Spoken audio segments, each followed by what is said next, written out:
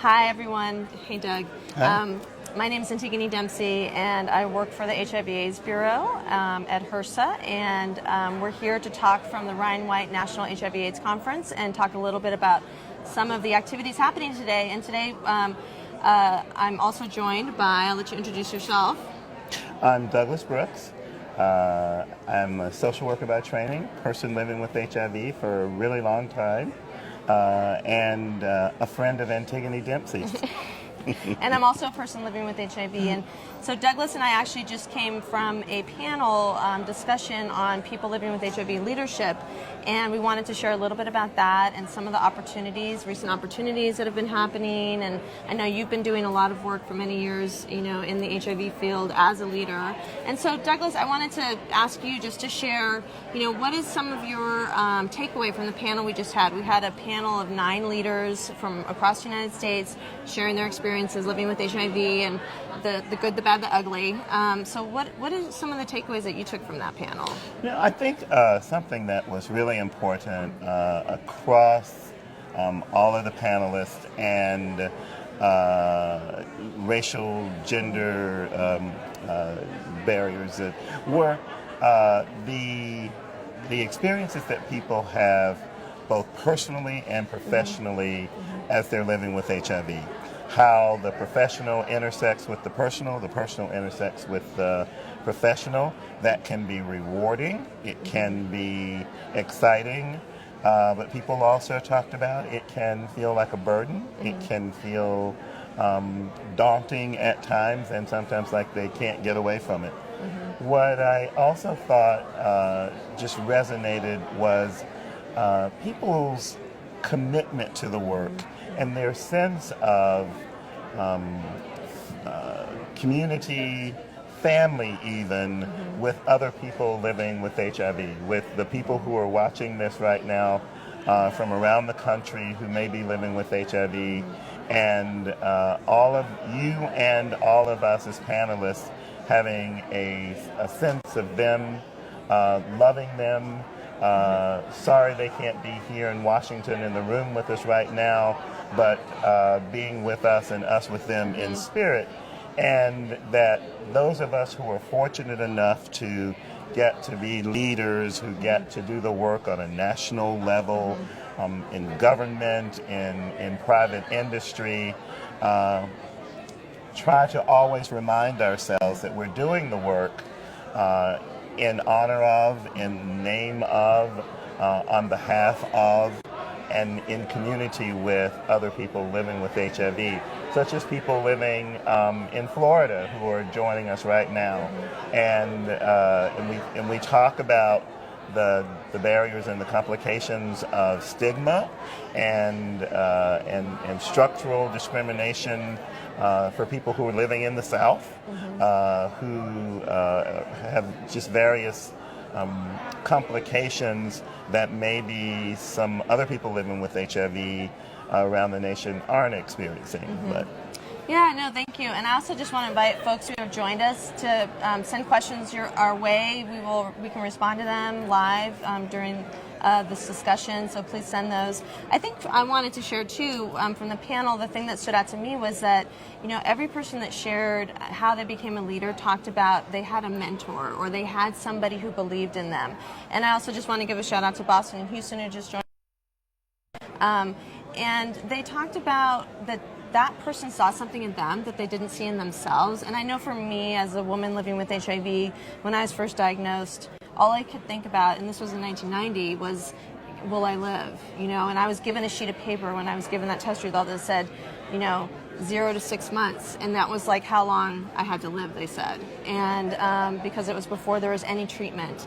And so I never thought of myself as being a leader. I just was trying to survive and sort of and I started speaking out because I was just trying to grapple with my disease and figuring out how to do that. And so on the panel I felt like people really talked about the impact that we all have. So I think that speaks to all of us in the field.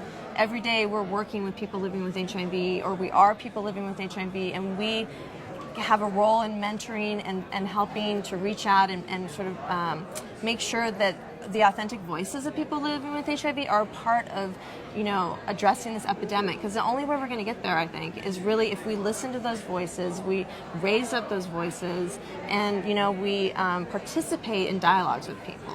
Yeah, I think that's absolutely right. And I think something else that came out, Dr. Rich Wodlitsky from HHS, Office of HIV/AIDS and Infectious Disease, was on the panel as well. And Rich talked about treatment as prevention and viral suppression. And that he will be pulling together a national meeting to have some conversation with people around that. I raised that one for awareness of that particular meeting, but also I would encourage people around the country to look for opportunities to have your voice heard, to bring your voices to the table. Antigone and I are both in positions where we can help provide some resources to get new voices to the table. I think we both feel it's essential to hear from people who are having experiences that we might otherwise not hear about, and just to ensure that as many people with diverse, varied experiences are being heard, and that programs and policies are being designed to accommodate those needs. And so I would ask you, so I love this woman very much. I love you. You talked about, and we've worked together, we've done some work, and in particular, the first work we did was around disclosure, a big, huge piece around disclosure. That came up today as well, that people still have difficulty disclosing, and we talked about some of the scientific advances that have taken place over the course of the last few years, really, and that if a person is virally suppressed, that there are no documented cases of a person who is virally suppressed having transmitted HIV to someone else, and the importance of us really articulating and having a conversation about people having access to care and treatment and competent, qualified providers who can help them achieve viral suppression because it's good for the patient's health, it's good for public health,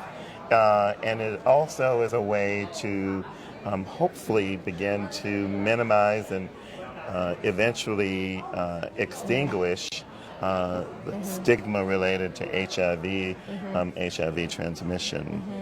And just wondering if you have any thoughts on that too. Yeah, I mean, so disclosure is something that I've experienced in many different ways throughout my life. And, when I was first diagnosed, I came out pretty soon after because I felt like I needed to be able to get control over it. So I felt like if everybody knew, then they couldn't have power over me.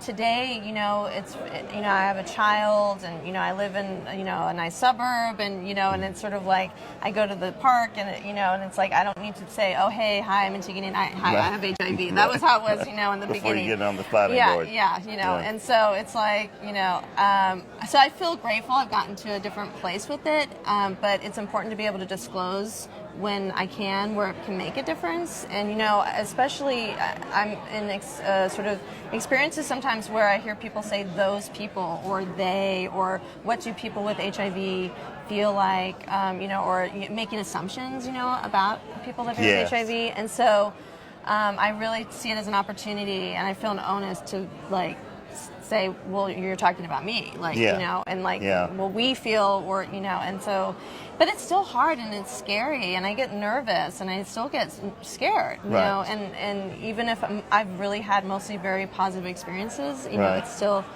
been a challenge. So and I know that we had Gina from New Orleans on the panel, and I know New Orleans and Charleston have joined us as well. So hello to you all. One of the things I wanted to build on what you said, though, was that you talked about Rich Walitsky, and we recently, well, first of all, I just want to say to you, because you're an amazing friend and colleague, and I've just loved working with you, and so I wanted to thank you for the work you did in the National HIV/AIDS Strategy updated to 2020, because you really brought people together to really talk about what to prioritize.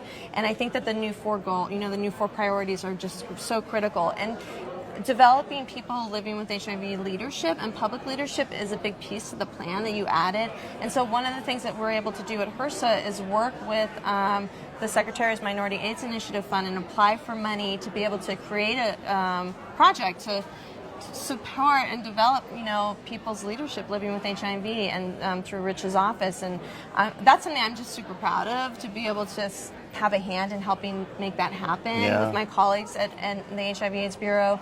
But I really say to you, I really think, it's a leadership you provided, through the NHOS 2020 update to give us those opportunities to be able to raise these things up again. So I just want to thank you for that. Oh, thank you. Yeah. It was certainly the honor of my life to work for the President of the United States of America, and to be in the position to help be part of a team, for sure, that designed the updated strategy, and with you, with federal partners also.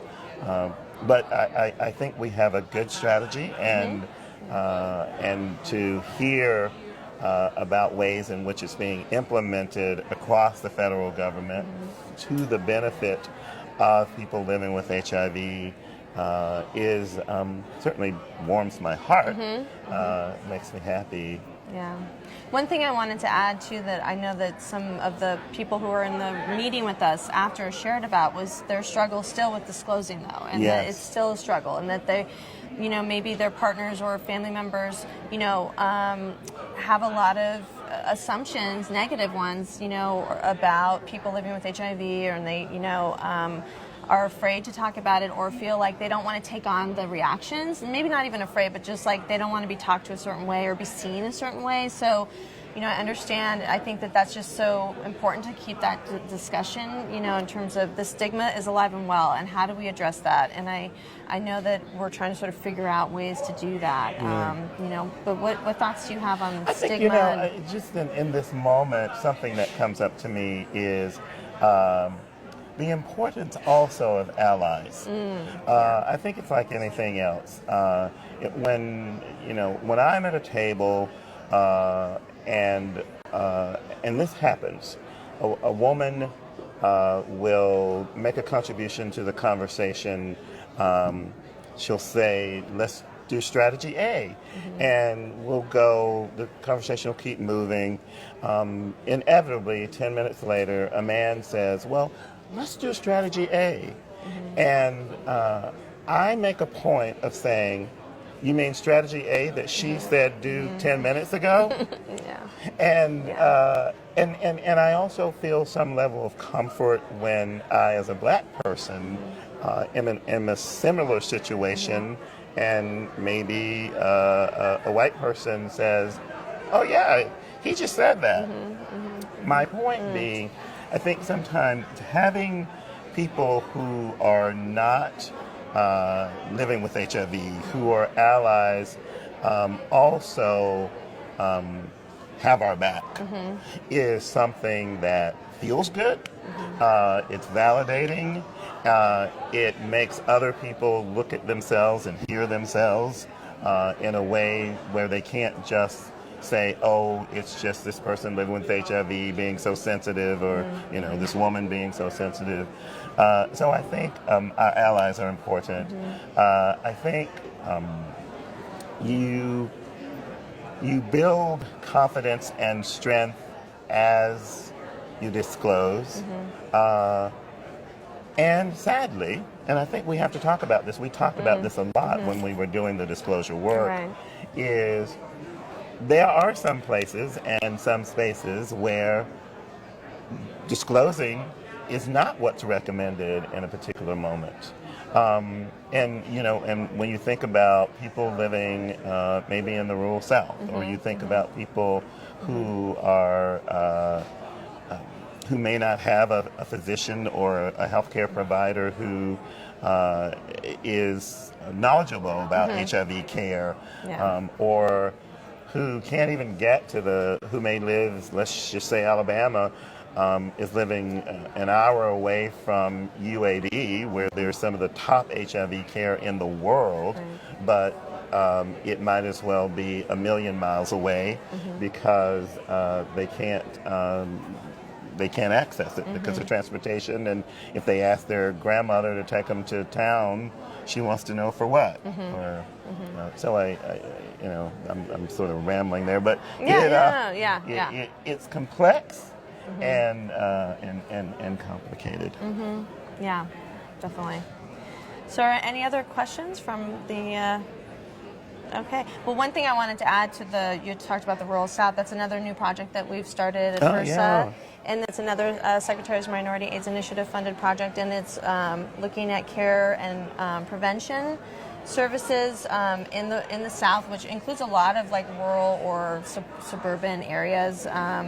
And that's something that we're really excited to be able to do. I know that people from southern states in particular have really been trying to raise the profile and the voice of the needs of people, in those communities. And it ties into what we've been talking about. There's the stigma, the discrimination issues, and that's a black belt. So the racial justice piece too is just really important. And I want to say I really appreciate what you talked about in terms of allies. And I know as a white woman, for me, I always am trying to be more aware of my privilege, And when I hear people say, oh, they're lucky that they have survived this long with HIV, and they're white, I feel like, no, we're not lucky. Like, we have a lot more access and privilege. I'm not lucky. Like, no, it's not lucky. I've had access because, there's societal societal stuff. For it. Yes. Yeah, and so that's one of the things for me that's so amazing about the Rhinewa HIV/AIDS program is that for me, when I was first diagnosed, that's where I got my care and my support, and it saved me. And they treated me with dignity and as a human being. And I really don't think I'd be alive today because there wasn't treatment then. So, I had to just take the best care of myself as I could. Yeah. And, I think that people who work in this program love and support people from all different walks of life, and the majority of the people that we serve are African American, are low income, are gay, bisexual, women, every transgender, and so it's so I just feel so blessed to be able to be a part of this system of services and care, and I know that you have had similar sort of experiences, and I know that when you were at the ONAP, we just always felt supported in our work that we were doing by you and your office. And, good. I mean, you're absolutely right. It is such an important program. I think we should give a shout out to Dr. Cheever and her amazing leadership since she's been there, and her commitment to the work. I think we have some friends who've joined us from Atlanta, my hometown. Hello, Atlanta. And somewhere in else, Boston, which my is other hometown. Seriously. So, hi, Atlanta and Boston. Thank you for joining us. All right. So thank you.